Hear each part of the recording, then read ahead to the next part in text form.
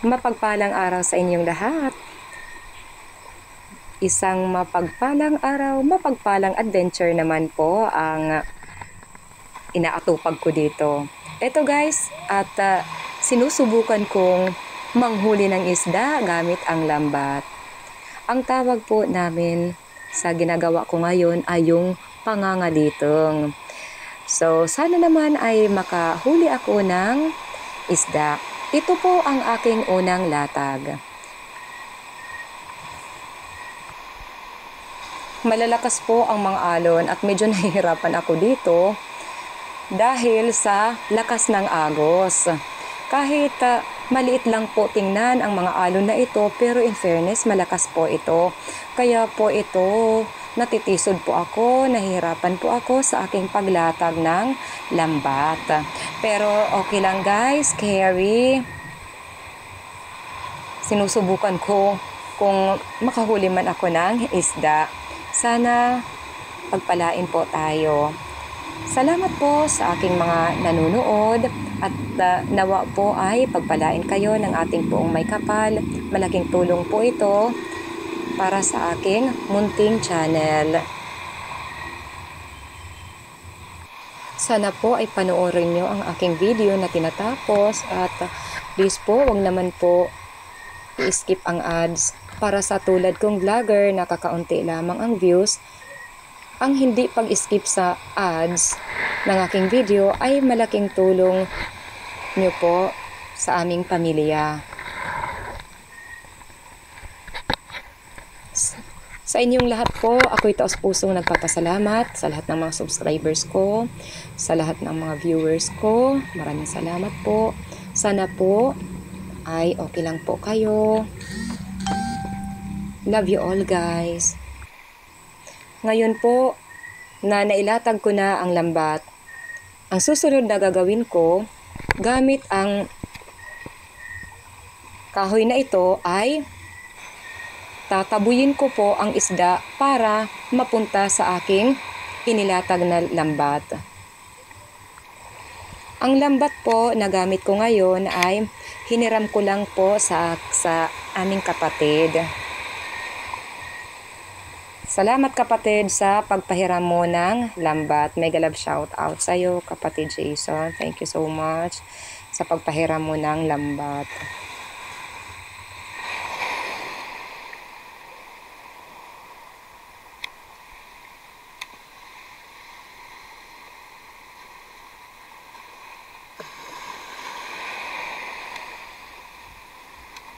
Sa hirap ng buhay ngayon, as early as 5 o'clock in the morning, nandito na tayo sa dagat para manghuli ng isda.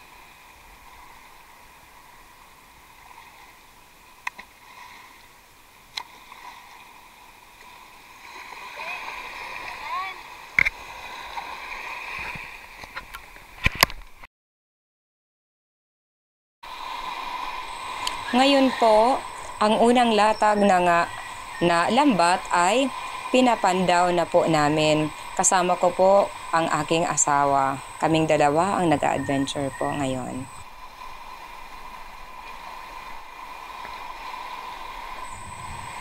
Nalulungkot po kami dahil sa unang latag po namin, kahit isang isda, wala po kaming nahuli. Ganun lang talaga ang buhay. Minsan ganun din. Ganun. Kaya po, ayan, sa ikalawang pagkakataon po ay inalatag ko na naman ang lambat. Sana makahuli na po kami.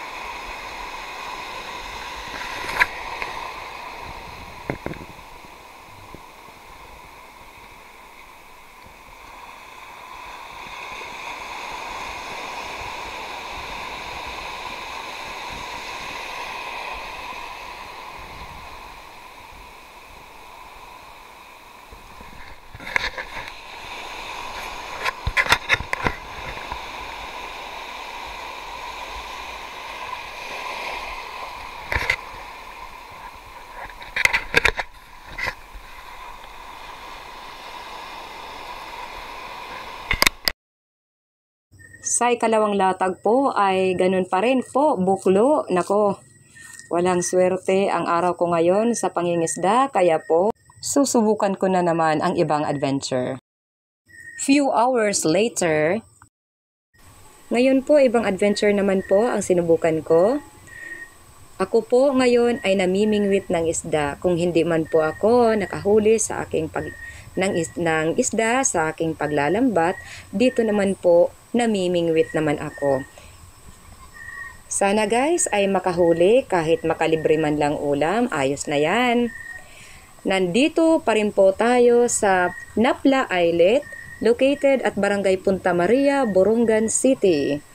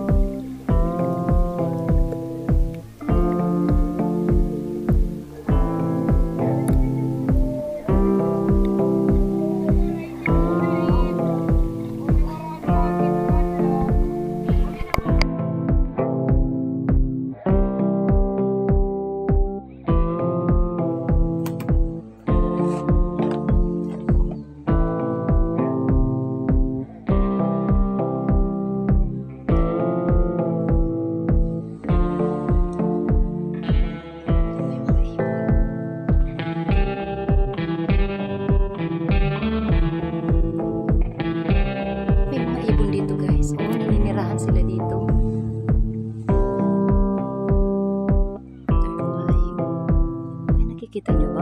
Ayan. Maraming ibon dito.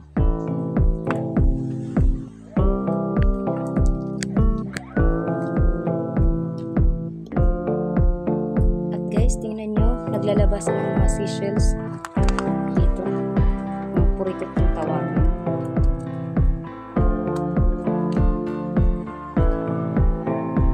Yan oh, maraming ibon dito. Nakikita nyo.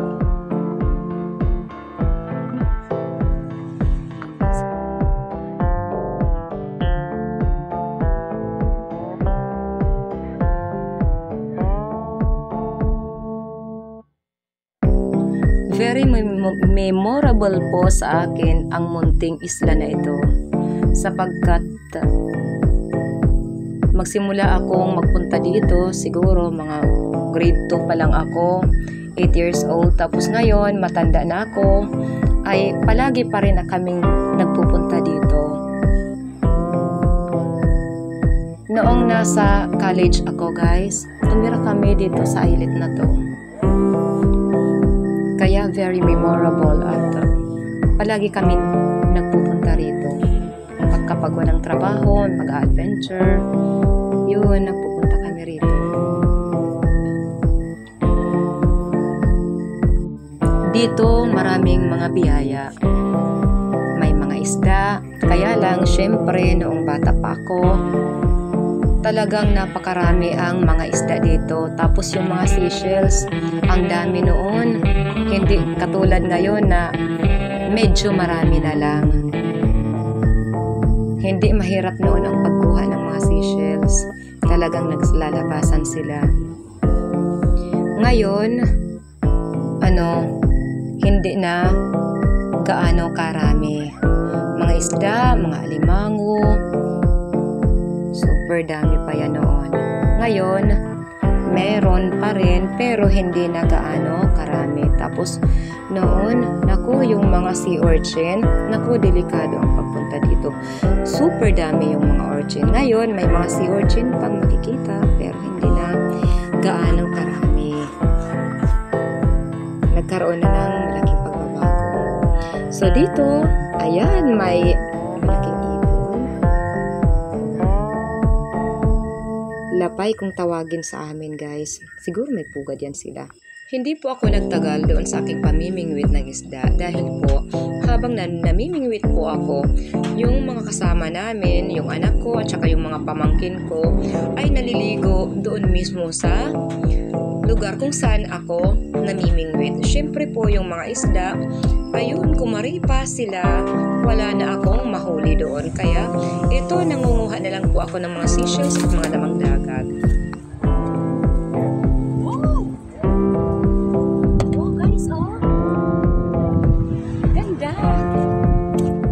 Kita. Guys, ayan. Nakikita nyo guys? Dadalhin ko ito. Sea cucumber. Masarap ito. Yan. Balat kong tawagin sa amin. Wow, kinakain ito guys, oh. Kinakain ito, dadalhin ko ito. Ito, oh. Wow. Balat. Sea cucumber. Golden sea cucumber. Yummy. Dadalhin ko ito. Lutuin ko ito sa bahay. Yummy, yummy. Sea cucumber. Ito. Kanina nandyan siya. Ooh. Okay. Ipakita ko na rin ang mga napulot kong seashells. Yung anak ko tsaka pamangkin nandoon naliligo yan. Ano natin. Okay. Ngayon, ako po ay magpapatuloy sa aking adventure.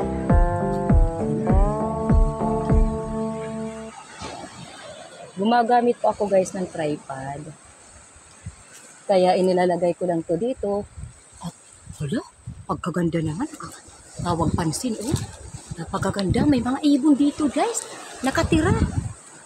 Imbis na mangunguha ako ng seashells, oh, Doon sa puno na yan, oh, may mga ibon, malalaking ibon. Dito sila sa island na, sa islet nakatira. Ito oh. Yan. Nakatira sila dyan. Hala, lumalaki na ang tubig. Going high tide na. Mangunguha pa sana ako ng seashells. Kaya lang, wag na lang. Baka mahirapan kami sa pag-uwi. Ano? Kunin ko na ito. Titingnan ko muna doon. Baka may maano pa ako mo. Yung anak ko tsaka pamangkin ko. Ayun na, liligo sila. May mga seashells pa dito. Oh.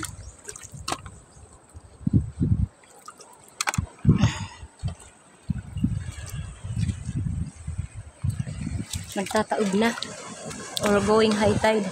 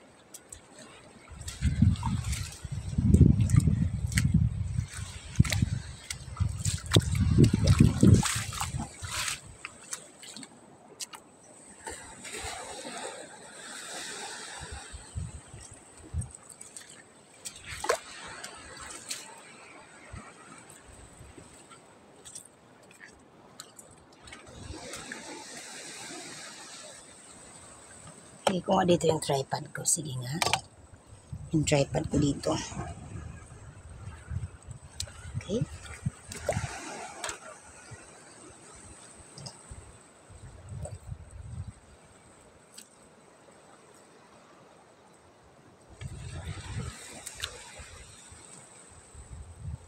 Tingnan ko kung ano.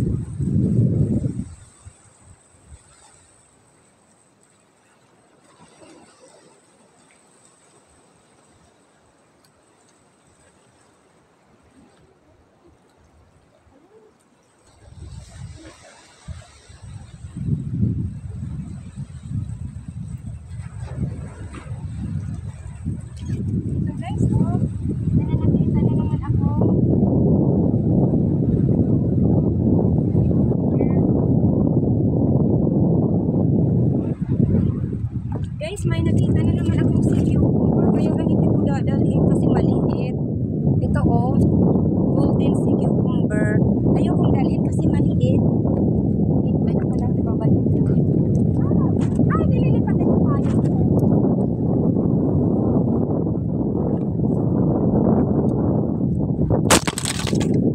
Hangin.